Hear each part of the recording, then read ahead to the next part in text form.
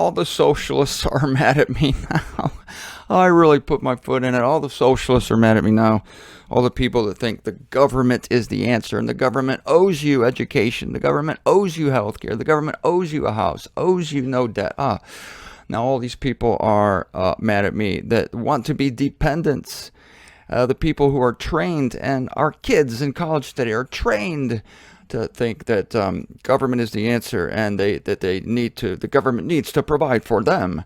And no, it doesn't actually, ladies and gentlemen. That leads to Venezuela.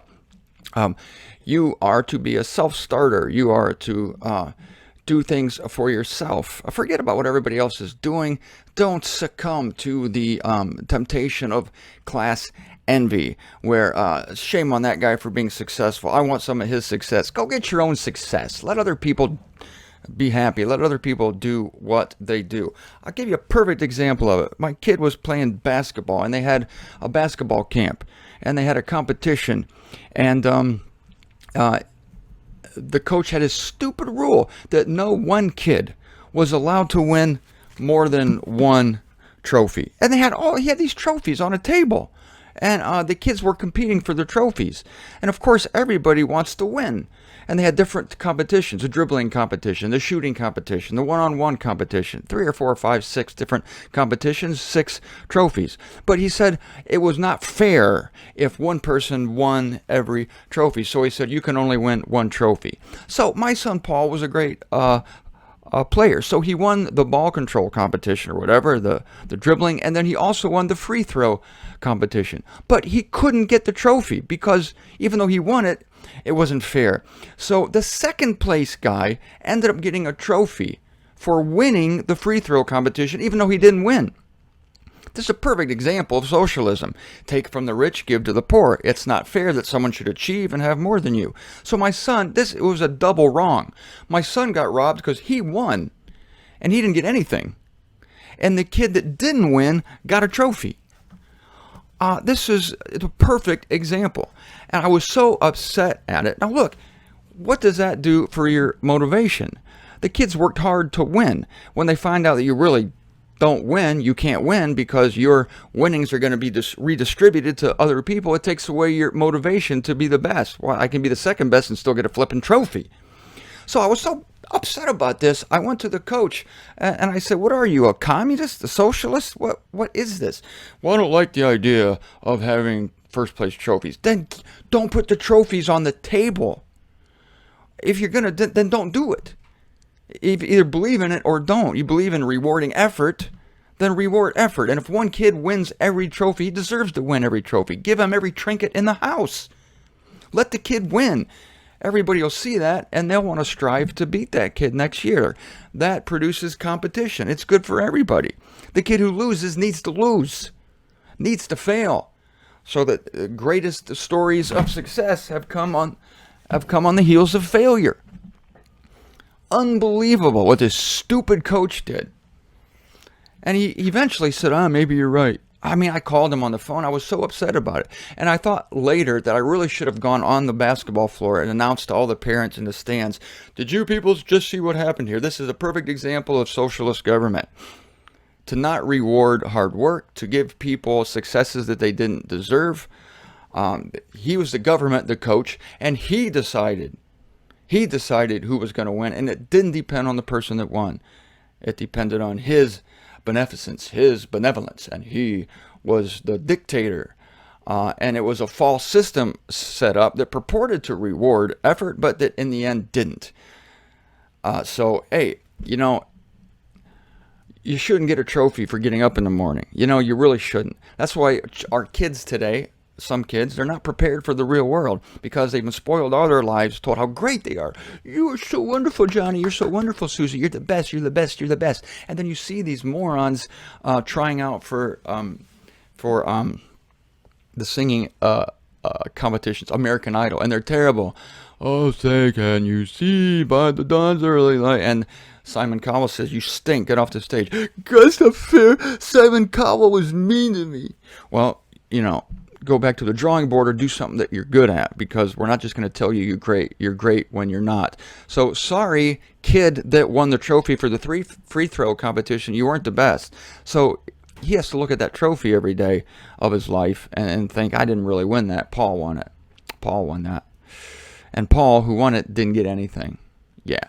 So Paul's going to move to China, where they still reward people. My whole point there is that this is a scriptural principle. If a man doesn't work, neither shall he eat. If a man doesn't win the free throw competition, neither shall he get the trophy for the free throw competition. That's what that verse basically states. And we're not going to, Paul doesn't say that we're going to take from somebody who has food and give it to somebody who doesn't have food. And for the students today who love the idea of socialism, they love the concept of everything being equal, I tell them, okay, we're going to take the A that you got. It's not fair. I mean, you worked hard, you got an A. This poor guy over here, he got a D. And so it's not fair, really. You had more advantages in life. This kid had a bad childhood or whatever. So we're going to bring things to equal. We're going to take your A, reduce it to a C, and we're going to bring his D, we're going to give his grade to you, basically, so it's evened out. That way it'll be fair. All of a sudden, when it touches them personally, ooh, maybe that's not such a great idea. Yeah, maybe it's not. All right, I'm going to go back to that Psychology Today article. psychologytoday.com, about why Facebook might be driving you crazy, but why you can't get away from it at the same time. You love to hate it, right? That old saying. The last time I talked to you about this, I said that it can lead to a sense of false consensus.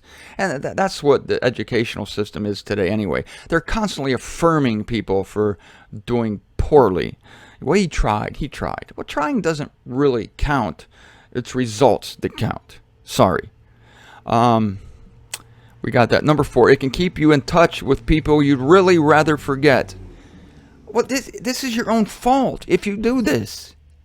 You know, like I say, if you're upset by watching the news, then you quit watching the news. I got to look at the details here. Want to know what your ex is up to? You can, and that might not be a good thing. Facebook stalking has made it harder to let go of past relationships. Then get off of Facebook. Deprogram yourself. That upsets me. I'm not even going to finish reading it. Number 5. Remember, these are the 7 ways Facebook can make you nuts. It can make you jealous of your current partner. Okay, that's all the stalking stuff. Get me out of here. Number 6, it can reveal information you might not want to share with potential employers. This is huge too, because basically everything can provide information. Your search habits on the internet are known by certain people who pitch advertising to you. And of course, if you're on Facebook, things can get out of control, things get out of hand, and certainly a future employer can find things about you that you don't want them to know. In a way, it's a very real example of the Big Brother syndrome. Except here, you're voluntarily doing it. You know, Big Brother can find you whether you're doing these things or not. You can be shopping on the internet and Big Brother can find you. So don't make it easier than it needs to be for Big Brother to find you. Number 7, here's the killer. It can become addictive. Facebook can. Think society's most common addictive substances are coffee, cigarettes, and alcohol? Think again. The DSM-V, that is the Diagnostic and Statistical Manual, indicates a new diagnosis that has stirred controversy, a series of items gauging internet addiction. Since then, Facebook addiction has gathered attention from both popular media and empirical journals, leading to the creation of a Facebook addiction scale. Yes, I didn't know this existed either. There is a Facebook addiction scale named by an individual discovered by or researched by an individual, calls himself Paddock. I assume that's his last name. To explore the seriousness of this. I assume that's his last name. I got to say this while I'm thinking about it. I didn't mean to tell you yesterday that the person of lawlessness was going to be a woman. I just said that now, because of the text, it's possible. It's now the human of lawlessness. If it was Paul's intention to tell us that this individual would be a male, it would have said man. And the Greek word for man is different than the Greek word for human. I don't know those words now. I don't want to do a live study. It takes up too much time. I don't have my glasses. The light is insufficient. And I forget whether Thessalonians comes before or after Timothy. All right. The field's open is what I'm saying. I still think it'll be a man. But I don't know that for sure, do I? No.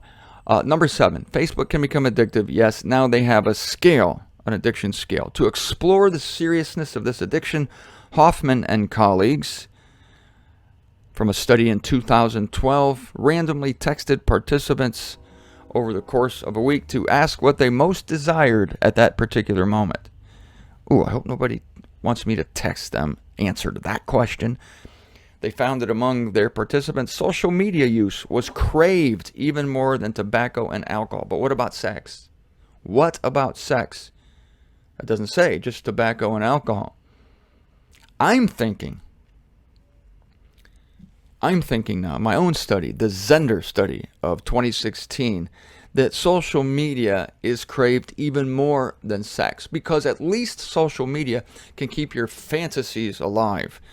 Because, of course, when you're interacting with someone or multiple people on Facebook, you never have to deliver, do you? No, and it's clean.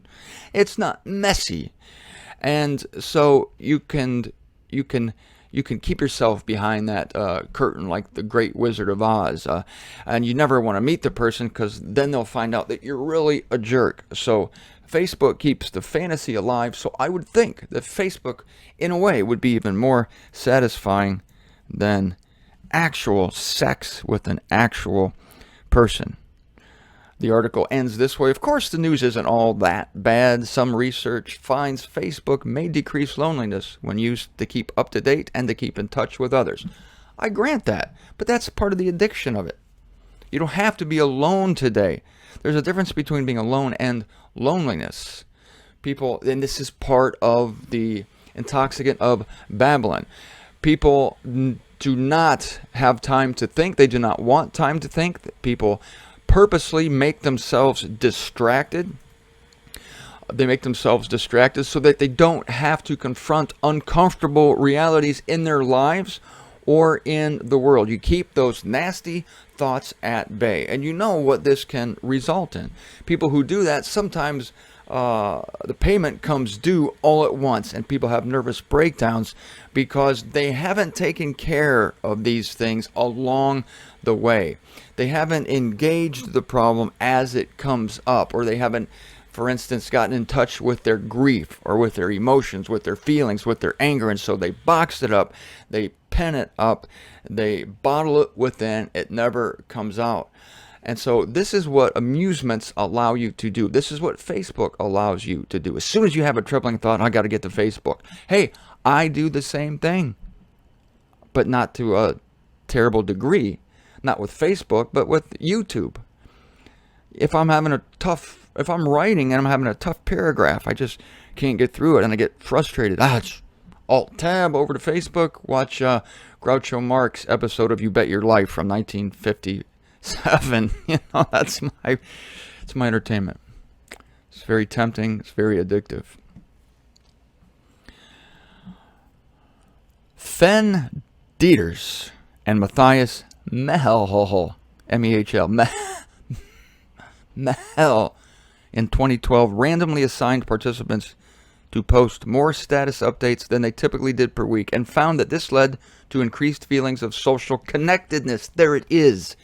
The world connectedness and lower levels of loneliness. Yes, of course. In the end, Facebook is probably a lot like other technological advances such as the automobile. Whether or not it hurts you or cousin Annabelle depends on where y'all drive and how frequently y'all get behind the wheel. That's a cute little analogy at the end there about driving.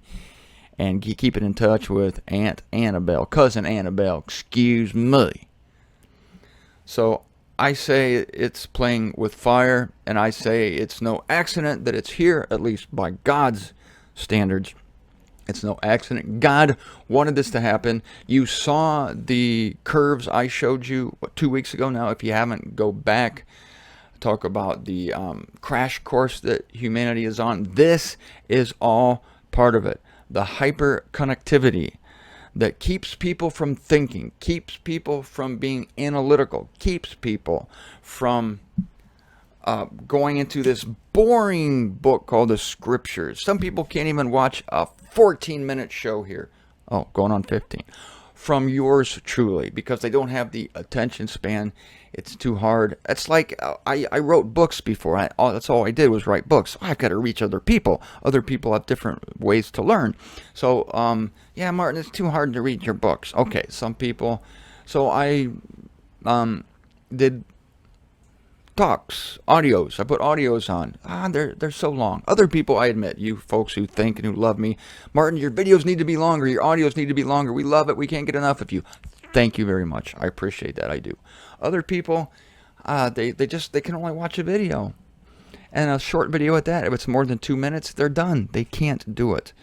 And so I don't necessarily blame these people. It's a result of culture. It's a result of environment. These people aren't bad people, but the environment is so, this Facebook and other social media are so seductive, so tempting that it's hard to stay away, isn't it?